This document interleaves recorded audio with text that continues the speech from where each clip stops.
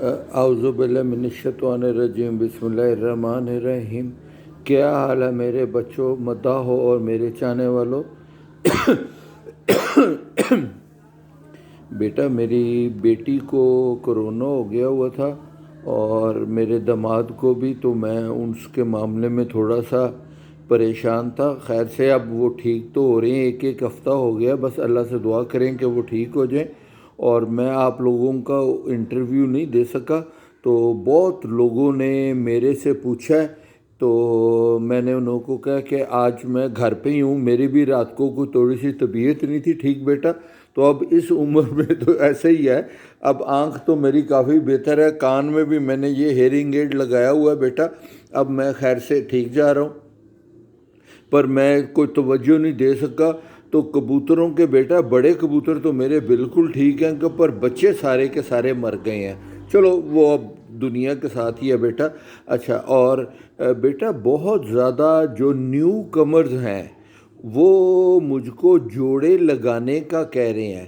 بیٹا صرف میں آپ لوگوں کو یہ بتانا چاہتا ہوں نیو کمرز کے لیے کہ جب آپ نے پیور جوڑے لگانے ہیں، خوبصورت جوڑے کبوتر بنانے ہیں، تو آپ کو ہر چیز انہوں کی ملتی جلتی دیکھنی پڑے گی۔ اگر مادی آپ اگر سیال کوٹی بنانا چاہتے ہیں بیٹا، تو آپ سیال کوٹی مادی کے ساتھ سیال کوٹی ناری لگائیں گے تو پھر وہ آپ کے سیال کوٹی بنیں گے۔ اب آپ اگر کہیں کہ سیال کوٹی ہو اور بچے انہوں کے ٹیڈی نکلیں تو بیٹا یہ ممکن نہیں ہے۔ اور اگر آپ نے کمگر بنانی ہے بیٹا، تو آپ کمگر مادی کے ساتھ کمگر ہی نر لگائیں گے تو بچے کمگر اور پیور بنیں گے۔ اب جب آپ پیور بنائیں گے تو بیٹا وہ لوگوں کی اپنا اپنے خیال ہیں۔ میرے خیال سے یہ ہوتا ہے بیٹا کہ جب آپ پیور کوئی چیز بناتے ہیں نا، وہ خوبصورت تو چلی جاتی ہے، پر اڈار میں اگر تو پیور سیال کوٹی ہیں بیٹا، تو انہوں کی سیانف جو ہوگی وہ 101% ہو جائے گی، وہ بہت زیادہ سیانے ہوں گے۔ پر جب آپ نے انہوں میں اڈار ڈالنی ہے تو انہوں میں کمگر ڈالنے ضروری ہیں، اور جب آپ نے پیور کمگروں میں اڈار ڈالنی ہے تو انہوں میں آپ کو سیال کوٹی ڈالنے ضروری ہیں۔ اور جب آپ نے پیور ٹیڈی بنانے ہیں بیٹا، تو پیور ٹیڈیوں میں آپ ٹیڈی لگائیں گے تو ٹیڈی بنیں گے۔ یہ نہیں ہو سکتا کہ آپ کوئی کمگر ڈال کے کہیں کہ ٹیڈی بن جائے۔ اگر آپ کمگر ڈال کے ٹیڈیوں میں کریں گے تو پھر وہ ویسے بنیں گے بیٹا جیسے میں نے بنائے ہوئے ہیں، بڑی محنت کر کے، جس میں انہوں کو کراس کر کے انہوں کے بچوں کو بڑا کر کے پھر میں ٹیڈیوں میں یا کمگروں میں کراس کرتا تھا، تو وہ 75% اور وہ 20% یا 25% بن جاتے تھے بیٹا۔ ایک تو یہ چیز ہے، اور دوسری چیز ہے بیٹا کہ اب کبوتروں کے جو تو جیٹھ کے کبوتر باز ہیں جنہوں نے جیٹھ کی بازیاں لگانی ہیں، تو انہوں کو تو 2-4 دنوں تک اپنے کبوتروں کے پر کھینچنے پڑیں گے، پر جنہوں نے وساکھ کی اور چیتر کی بازیاں لگانی ہیں انہوں کے کبوتر تو اب بیٹا چپوؤں پہ آگے ہوئے ہیں۔ اللہ سب کو محنت کی اجر دے بیٹا، مہربانی۔ اور بہت سے لوگ انڈیا کے جو میرے ساتھ اب رابطہ کرتے ہیں، وہ پاکستانی کبوتر بازوں کی جو ٹیکنیکس ہوتی ہیں وہ سن تو لیتے ہیں، وہ دانہ پانی انہوں کا سن لیتے ہیں، پر انہوں کے کبوتر اتنے اچھے نہیں اڑتے، تو وہ پھر پاکستانیوں کو برا کہتے ہیں۔ بیٹا اب صرف ایک آدمی ہے، میں ان کا نام اب بیٹا میں بھول جاتا ہوں، میرے ساتھ وہ رابطے میں ہیں، کافی انڈیا کے ہی ہیں، اب میں پھر بھول گیا ہوں، خان صاحب ہیں پتہ نہیں کیا، انہوں نے پاکستان کے کبوتر بازوں کا کھیل پانی استعمال کیا ہے۔ ہمارا جو ہمارے دوستوں کا، ہمارے بھائیوں کا کھیل پانی تھا بیٹا، وہ تھا گرمیوں کا، جون جولائی کے مہینے کا، جو ٹھنڈا کھیل پانی تھا۔ اب انہوں نے وہ کھیل پانی اپنے کبوتروں کو نومبر اور دسمبر میں کر کے کبوتروں کو اڑا دی ہے۔ ایک تو انہوں کے کبوتروں کے گٹھ شل ہو گئے ہیں، اور جو اڑے بھی ہیں بیٹا وہ 12-1 بجے تک اڑی ہیں، اس کے بعد وہ اوپر گئے نہیں۔ تو بیٹا اب آپ ایک چیز یہ دیکھو کہ آپ پوری ڈیٹیل میں پوچھا تو کرو نا انہوں سے کہ یہ جو آپ ہم کو کھیل پانی بتا رہے ہیں یہ کس موسم کا ہے۔ اب پاکستان میں کبوتر بازی جو ہے نا، وہ میرے حساب سے، ہو سکتا ہے کہ میرا خیال ٹھیک نہ ہو، میرے حساب سے وہ کبوتر بازی جو ہے نا وہ دنیا کے عروج پہ ہے، اس کے بعد کبوتر بازی ختم ہو جاتی ہے۔ اب پاکستانی کبوتر میرے بھائیوں نے جیٹھ میں صبح 5 بجے سے لے کے رات کے 8 بجے تک بٹھانا شروع کر دی ہیں، 15 گھنٹے انہوں کو اڑانا شروع کر دی ہے۔ اور گرمی میں جب 44-45 گرمی ہے بیٹا، اب کون سا ملک دنیا کا ایسا ہے جہاں پہ ایسے کبوتر اڑ رہے ہیں؟ تو ہم لوگوں کو، آپ لوگوں کو داد دینی چاہیے۔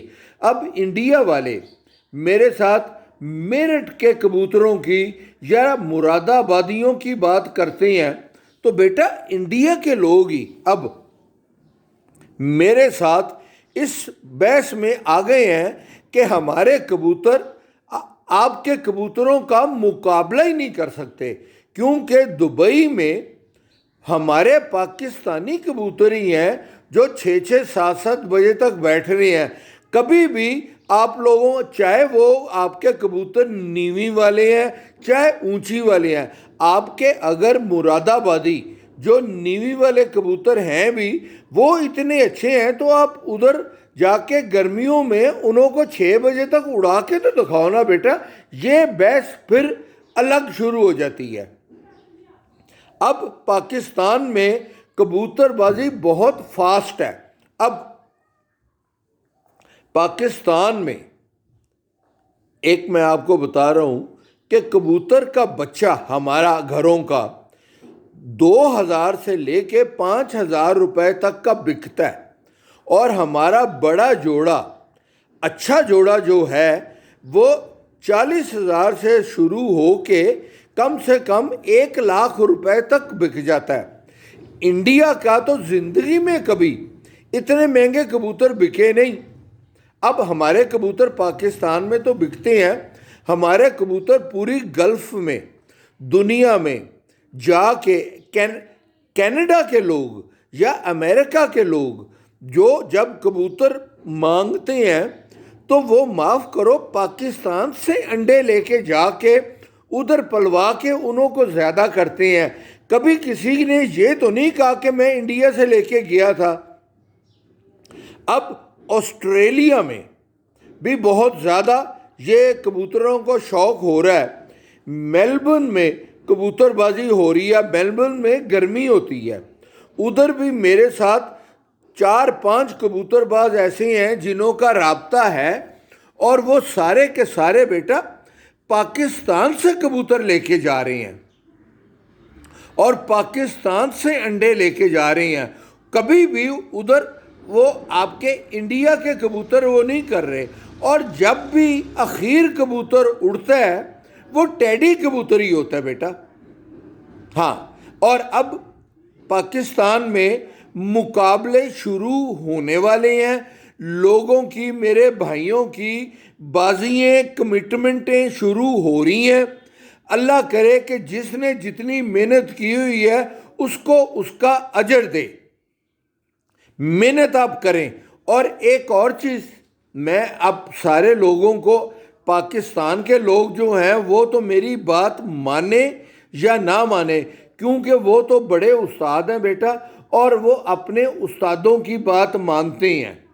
میں جب کسی کو کوئی بات بتاتا ہوں تو اگلا مجھ کو کہہ دیتا ہے کہ خواجہ صاحب آپ کو کبوتر بازی کا تو پتہ ہے، جوڑوں کا پتہ ہے، پر آپ کو کبوتروں کو اڑانے کا اتنی ٹیکنیک نہیں ہے۔ میں مانتا ہوں بیٹا، میں آپ لوگوں کو سلام کرتا ہوں، پر میں اب اپنے نیو کمرز انڈیا کے جو ہیں، جو میرٹھ کے ہیں یا جو بلند شہر کے ہیں، جو اب ادھر کے ہیں، پنجاب میں تو انڈیا کے جو ہمارے سردار سکھ برادری کے لوگ ہیں، ہمارے دوست، وہ تو گرمیوں میں شوق کرتے ہیں، پر آگے جا کے گرمیوں کو شوق نہیں ہوتا۔ تو میری آپ کو یہی ہے کہ اب کئی آدمیوں کو پتہ چل گیا ہوا ہے کہ ہمدرد والوں کی آپ نے خوراک بنا کے دینی ہے۔ اب آپ سردیوں میں ہمدرد کا خمیرہ مروا ریر، 4 آدمیوں نے مجھ کو کہا کہ ہم نے آپ کے کہنے پہ خمیرہ مروا ریڑھ دی ہے تو کبوتر اچھے نہیں اڑے۔ تو بیٹا آپ نے اگر خمیرہ مروا ریڑھ دینا ہے تو آپ اس کو گرمیوں میں دیں، سردیوں میں نہ دیں۔ اور ہم کبوتروں کو اڑانے کے لیے خمیرہ مروا ریڑھ استعمال نہیں کرتے، اڑانے کے لیے ہم گرمیوں میں بھی کبوتروں کو دوال مسک دیتے ہیں، وہ بھی ہمدرد والوں کی۔ اور ہمدرد والوں سے بھی اب لاہور میں ہمدرد والوں کی جو دوال مسک ہے بیٹا، وہ 1200 روپے کی 10 گرام ملتی ہے۔ اس میں مہنگی چیزیں، عنبر، کستوری، سونے کے ورق، زعفران، یہ جو مہنگی چیزیں ہیں یہ کتنی زیادہ پڑی ہوں گی، پر جب ہم اپنے گھر میں اپنے کبوتروں کے لیے دوال مسک بناتے ہیں تو اس میں ہمارا کم سے کم 15 سے 20 ہزار روپیہ لگ جاتا ہے 2 یا 3 تولے کے لیے۔ تو بیٹا بازار کی دوال مسک میں اور ہمدرد والوں کی دوال مسک میں اور ہماری دوال مسک میں زمین آسمان کا فرق ہے۔ ہم نے مہنگی چیز، طاقت والی چیز وزن کے حساب سے اس میں ڈالنی ہے، اور ہم کو، ہمارے بزرگوں کو پتہ ہوتا ہے کہ ہر چیز کا فنکشن کیا ہے۔ اب ہر چیز کا فنکشن الگ الگ ہے۔ اب آپ نے اگر ایک دوال مسک میں ایک چیز عنبر ہے، عنبر ڈالا ہے تو عنبر کا توڑ بھی آپ کو کوئی اور چیز کرنی چاہیے، اور اس میں مقدار آپ نے اتنی زیادہ نہیں ڈالنی۔ جو ہمارے بزرگوں نے ہم کو بتایا ہوا ہے اور ہم نے اپنے دلوں میں رکھا ہوا ہے اور لکھا ہوا ہے، ہم یہ ساری کی ساری چیزیں اتنی مقدار میں کبوتروں کو ڈالتے ہیں، زیادہ نہیں ڈالتے۔ اب زعفران کا فنکشن الگ ہے، شاخ مرجان ایک چیز ہے، اس کا فنکشن الگ ہے۔ اور بیٹا یہ چیزیں آپ پوچھ کے کرا کریں، بغیر کسی کے پوچھے پہ نہ کیا کریں۔ اور کبوتر کو ہمیشہ آپ نے گرم کر کے اڑانا ہے، چاہے گرمی ہو۔ سردیوں میں کبوتر بیٹا نہیں اڑتا۔ جب کبوتر اڑ کے آئے گا ایک دم آپ نے اس کو بادام بھی نہیں دیتے، آپ نے اس کو آہستہ آہستہ اپنے پاؤں پہ کھڑا کرنا ہے بیٹا۔ اور کوئی آپ نے چیز پوچھنی ہو بیٹا تو میرے سے پوچھ سکتے ہیں۔ دعا کیا کریں۔ خدا حافظ۔